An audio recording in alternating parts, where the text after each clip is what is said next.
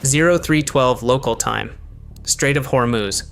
The water is black and windless. Somewhere to the north, the coastline of Iran is invisible in the dark. To the south, Oman's mountains are a low shadow against a lighter sky.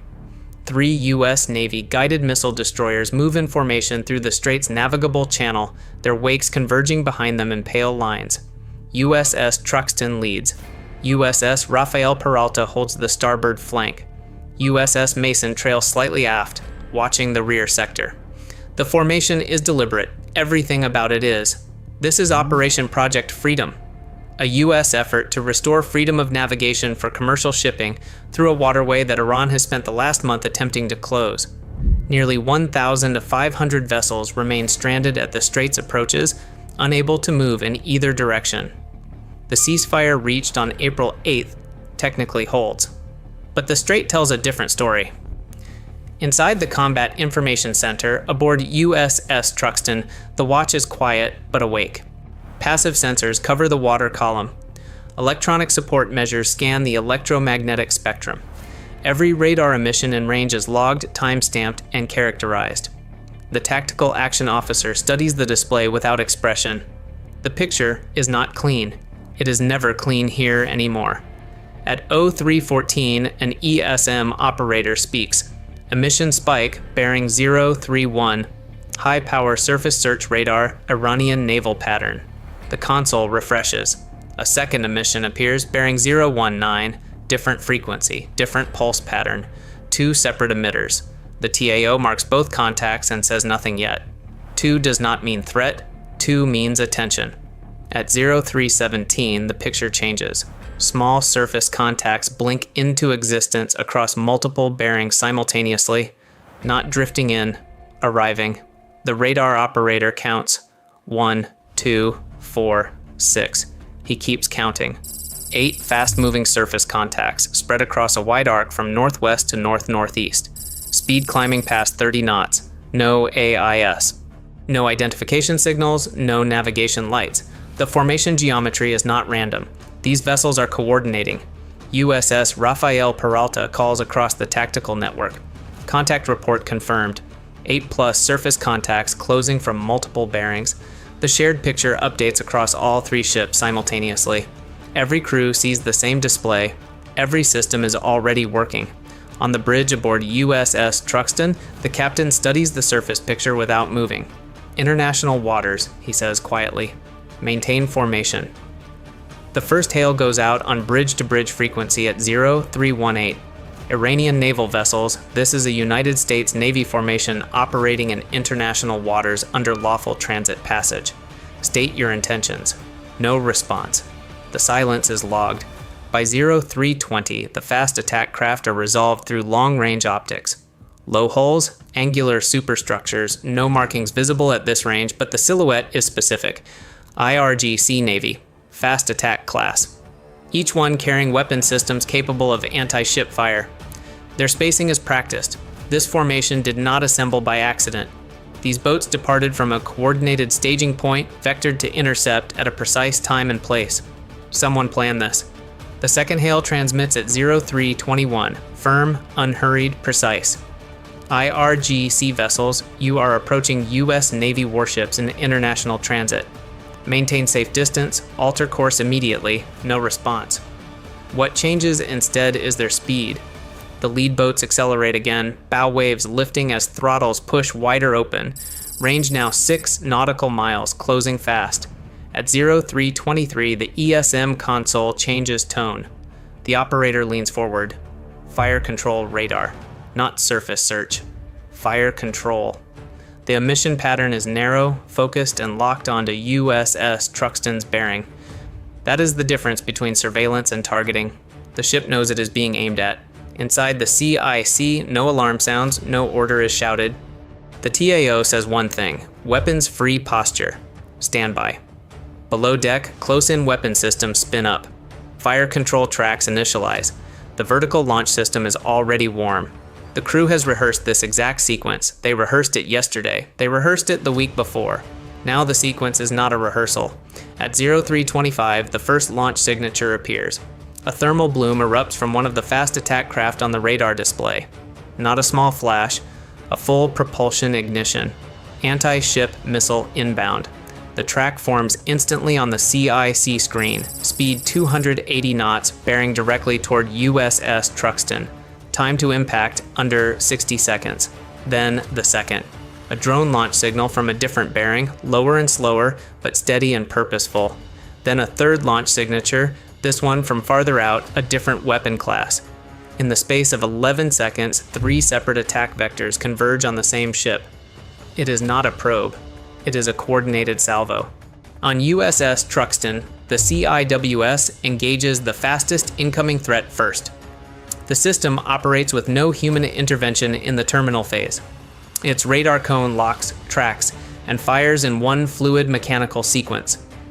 The sound is unlike almost anything else at sea, a controlled mechanical roar, sustained for less than 2 seconds, directed at a single point in space. The first missile disappears from the track display.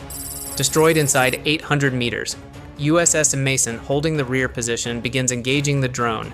The electronic warfare suite transmits first, flooding the drone's guidance frequency with interference. The contact wavers on the display, its track momentarily uncertain. Then a surface-to-air missile launches from Mason's VLS clean trajectory.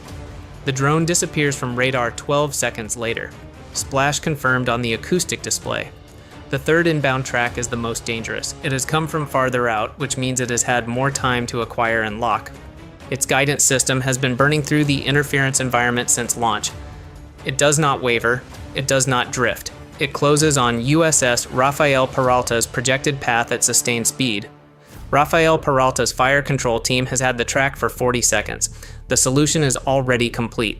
A standard missile launches from the forward VLS at 0326. The weapon arcs upward into the dark sky before bending sharply downward on a terminal intercept vector. The engagement takes place at approximately 2 nautical miles from the ship's hull. A brief flash is recorded by the ship's optical sensors. The inbound track disappears. No shockwave, no hull impact. At 0327, the status update moves across the tactical network. 3 inbound threats engaged, 3 confirmed destroyed. No U.S. assets struck. All 3 ships continue formation transit, speed and heading unchanged. The fast attack boats are now inside 2 nautical miles. Several have launched and are now loitering, engines cut back.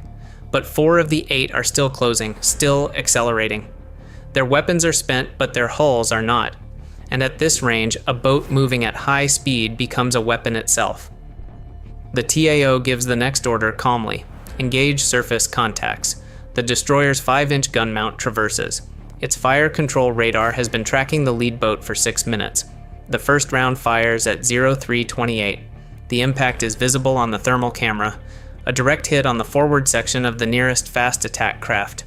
The contact slows immediately, then stops. A second round finds the second boat 30 seconds later. The thermal bloom expands and holds. USS Mason engages a third fast attack craft with its own gun system simultaneously. The contact veers hard to port after the first hit, its wake becoming erratic.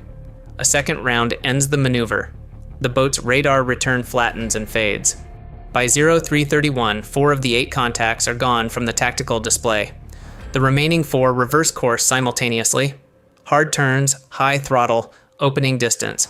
They are not pressing anymore. They are fleeing. The formation does not pursue. The captain of USS Truxtun watches the retreating contacts for 5 seconds, then he keys the tactical net. Resume transit.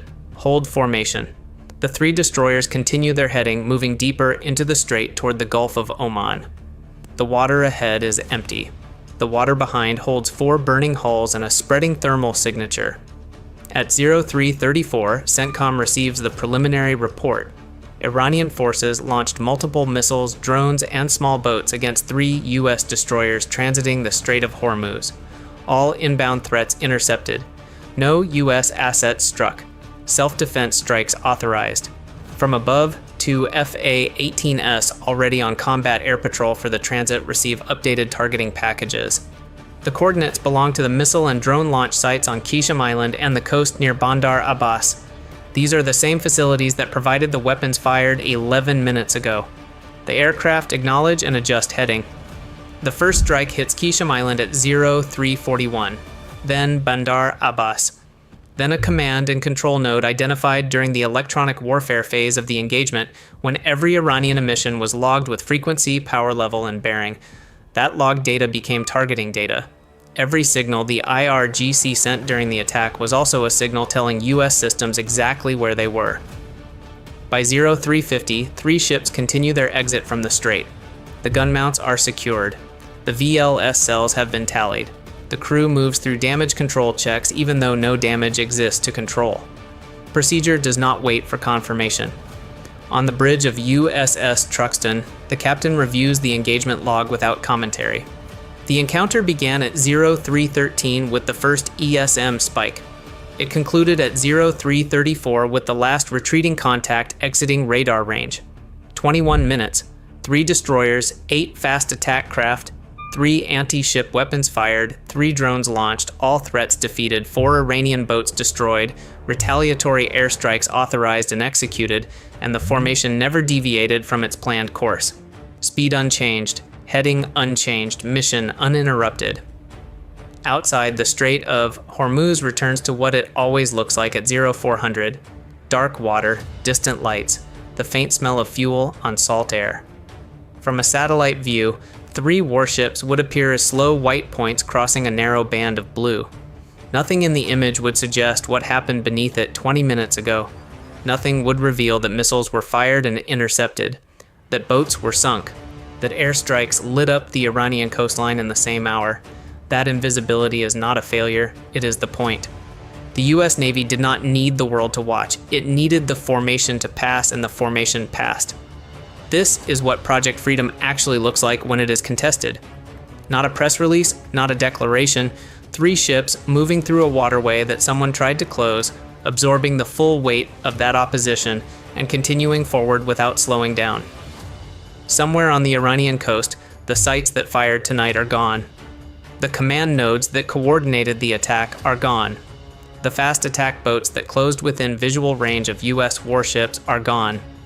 Iran's state media will call this a defensive response to American provocation. CENTCOM will call it self-defense against unprovoked attack. The ceasefire will be described by both sides as still technically in effect. None of that changes what the Strait of Hormuz recorded tonight: a coordinated multi-vector attack against 3 US warships, executed with missiles, drones, and swarming fast boats. Defeated entirely. Every threat neutralized before it reached its target.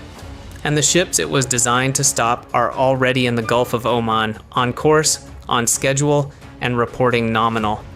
In modern naval warfare, contested passage does not always look like battle. Sometimes it looks like routine transit interrupted briefly by fire and then resumed. The side that fires first does not always decide the outcome. The side that keeps moving does.